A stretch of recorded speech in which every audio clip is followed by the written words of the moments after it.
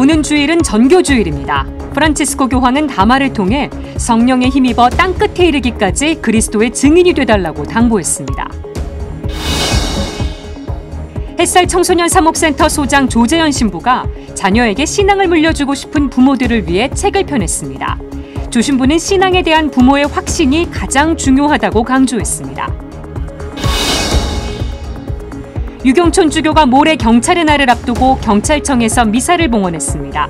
유 주교는 경찰들에게 평화를 전하는 파수꾼이 되달라고 당부했습니다. 조직폭력배들이 유튜브에서 범죄 무용담으로 수익을 올려 제재할 필요가 있다는 지적이 국감에서 제기됐습니다.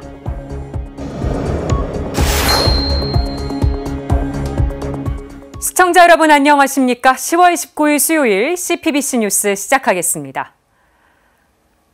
오늘도 국감 이슈로 시작합니다.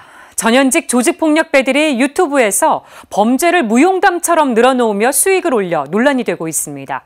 청소년들에게 악영향을 줄 수 있어 제재할 필요가 있다는 지적입니다. 김현정 기자입니다.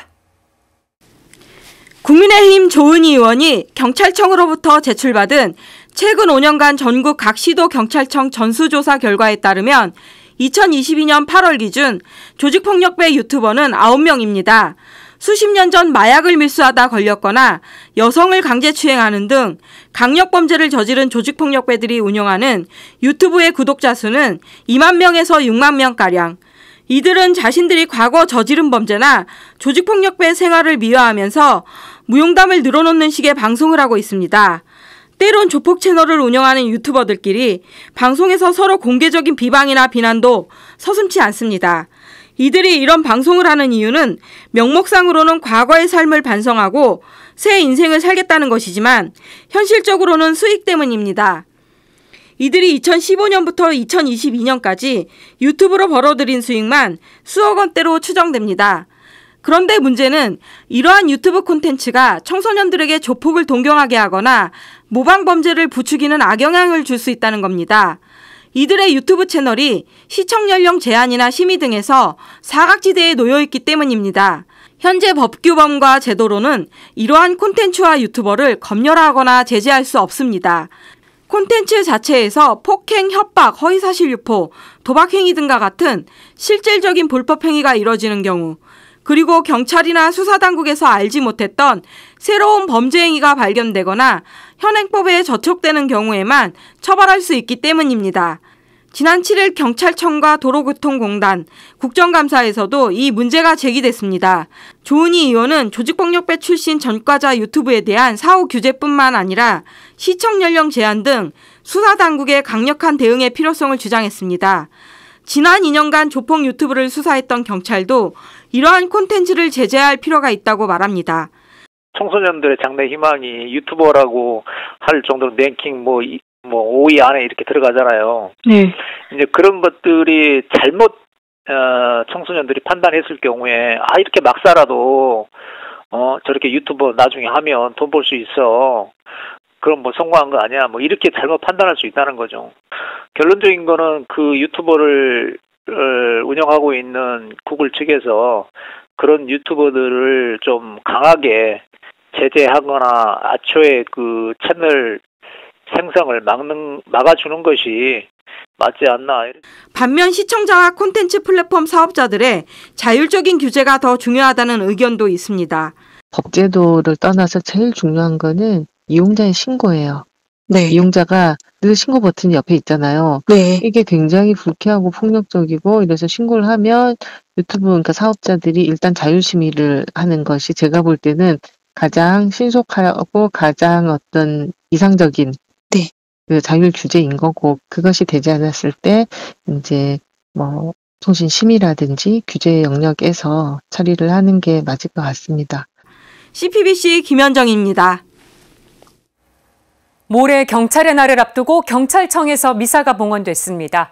유경촌 주교는 경찰들에게 평화를 전하는 파수꾼이 되달라고 당부했습니다. 김형준 기자가 취재했습니다. 사회의 안녕과 질서를 위해 불철주야 노력하는 경찰들. 현실의 업무가 과중하다 보니 신앙생활을 해나가기가 쉽지 않습니다. 교대 근무나 당직 근무 등으로 휴일에도 성당을 찾기 어렵기 때문입니다. 하지만 업무 등으로 어려움을 겪을수록 신앙을 향한 목마름은 더 커집니다. 교우들이 계속 찾더라고요. 지금 신부님 한번 저희 경찰서, 저희 지구대, 저희 파출소 한번 방문해 주십시오. 실제로 그렇게 초대를 받고 가면은 정말 이 사람들이 얼마만큼 신앙에 굶주려 있었는지, 또 사제를 통해서 예수님의 향기를 좀 맡고 싶은 그런 사람들이 많았다는 것을 느낄 수 있어서. 서울대교구 경찰사목위원회는 22년째 경찰들과 동반하며 신앙의 길잡이가 되어주고 있습니다. 사제들은 경찰청과 서울청을 비롯해 그 산하 31개 경찰서와 지구대, 파출소까지 발로 뛰며 사목에 나서고 있습니다. 경찰 교우들은 업무를 하며 마주하는 어려움들을 이겨내는데 신앙의 힘이 크다고 말합니다. 사람 간의 사이에서 좀 힘든 부분이 많이 있었는데 그럴 때 제가 신앙이 있었기에 그걸 또 이겨낼 수 있었고 의지가 많이 되었습니다. 하지만 코로나19가 덮친 2년 반 동안은 출입을 할 수 없어 사목이 쉽지 않았습니다. 최근 일상 회복이 시작되면서 경찰들의 신앙도 활기를 찾아가고 있는 요즘.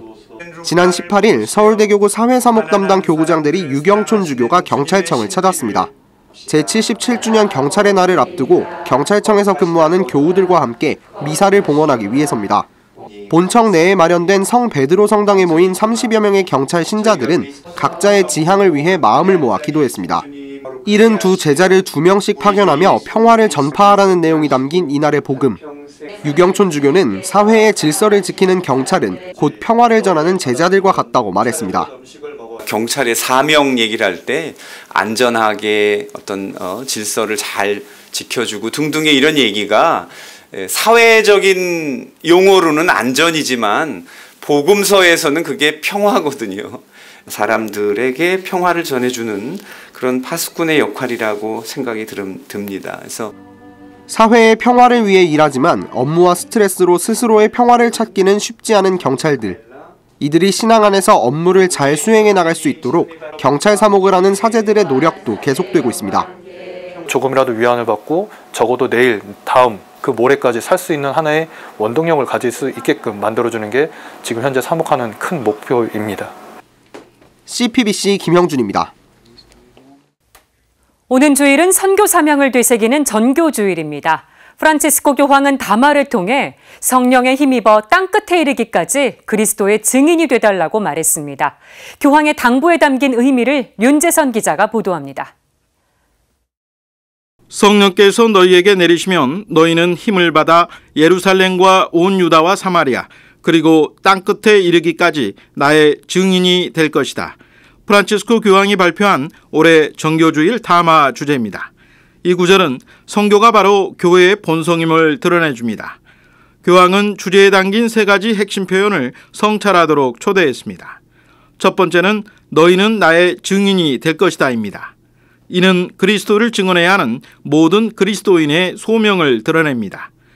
교황은 그리스도의 제자 공동체인 교회는 그리스도를 증언하고 알려야 하는 사명 외에 다른 어떤 사명도 없다고 단언합니다. 복음화하는 일이 바로 교회의 정체성이라고 거듭 일깨웁니다. 특히 너희는 이란 복수 형태를 쓴 건 교회 공동체와 이루는 친교 안에서 선교 사명을 수행해야 한다는 의미라고 교황은 설명합니다. 그러면서 무엇보다 증인이 된다는 건 삶의 모든 면에서 말과 행동으로 그리스도를 증언하는 것이라며 초기 그리스도인들의 용기와 솔직함, 담대함을 다시 한번 지닐 것을 공고했습니다. 두 번째 핵심 표현은 땅끝에 이르기까지입니다. 예수님이 제자들을 파견한 건 개종시키기 위해서가 아니라 자신에게 익숙한 지역을 뛰어넘어 복음을 선포하라는 의미라고 교황은 설명합니다. 이는 지난 2019년 10월 특별 종교의 달 개막 기도회 연설을 떠올리게 합니다.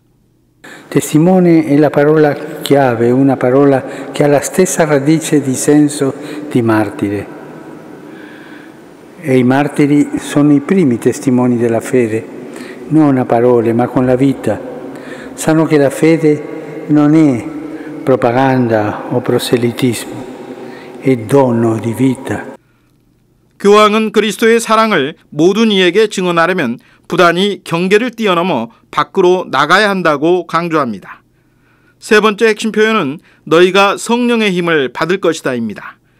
교황은 그 어떤 그리스도인이라도 성령의 감도와 도움 없이는 주 그리스도를 온전히 참으로 증언할 수 없다고 말합니다. 날마다 성령의 현존 안에 머물며 성령의 끊임없는 힘과 인도를 받기 위해 필요한 건 바로 기도라고 강조합니다. 그러면서 프란치스코 교황은 온전히 선교하는 교회를 늘 꿈꾼다며 우리 모두가 성령에 힘입어 땅끝에 이르기까지 애언자와 증인, 주님의 선교사가 되기를 희망했습니다. CPBC 윤재선입니다. 햇살 청소년 사목센터 소장 조재현 신부가 자녀에게 신앙을 물려주고 싶은 부모들을 위해 책을 펴냈습니다. 조 신부는 신앙에 대한 부모의 확신이 가장 중요하다고 강조했습니다. 이힘 기자가 전해드립니다. 그리스도인에게 신앙이 진정 첫 손가락 안에 들까요? 자녀에게 신앙을 물려주고 싶지만 방법을 모르거나 여러 가지 방법을 써봤지만 실패한 기억 때문에 낙담하고 있지는 않나요? 햇살 청소년센터 소장 조재현 신부가 자녀에게 신앙을 물려주고자 고민하는 그리스도인 부모에게 어둠 속 햇살 같은 책을 펴냈습니다. 신앙을 전수하기 위해 겪은 다양한 고민에 대해 방향과 길을 안내하는 에세이 우리 아이도 신앙을 가지면 좋겠다입니다.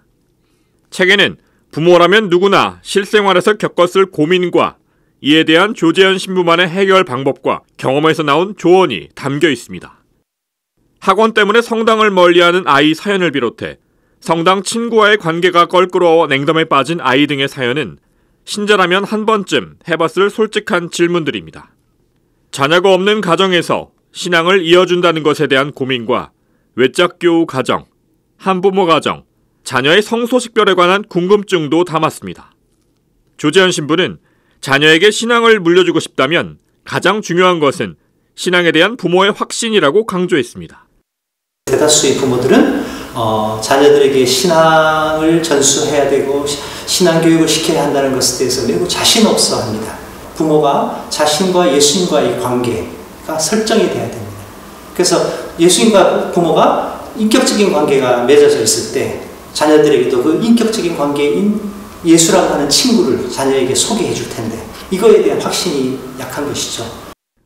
아이들이 성당에 가야 한다는 명확한 가치관이 있고 성당 친구, 공동체 관계가 즐겁고 기쁘다면 어떻게 해서라도 시간을 내 성당에 간다는 것이 조 신부 설명입니다. 결국은 가치의 충돌이라고 볼 수 있는 거죠. 우리 신앙의 가치인 예수 그리스도를 알고 사랑하는 것. 여기에서부터 시작해야 되는데 이것이 세속적인 다른 가치와 충돌될 때 이것이 부차적인 가치로 이어지지 않는가 이게. 그래서 부모가 이 예수 그리스도를 알고 사랑하는 것에 대한 확신을 가질 때 결국 부모가 예수님과 그런 관계를 맺고 있는가. 30여 년간 청소년 사목에 헌신해온 조 신부는 청소년 사목의 패러다임을 변화시키는 데에도 노력해왔습니다. 지난 2017년 10월 기존 벨기에의 가톨릭 청소년 운동에서 따온 키로에 부모 세대를 더했다는 의미의 플러스를 추가해 키로 플러스 운동을 창설한 겁니다. 키로 플러스 운동은 스토리텔링으로 하여금 자발적 참여와 상호 대화를 통한 주체성 함양과 삶의 체험을 나누는 방식으로 참가 가족들로부터 호평을 받고 있습니다. CPBC 이힘입니다. 이상으로 CPBC 뉴스를 마칩니다. 시청해주신 여러분 고맙습니다.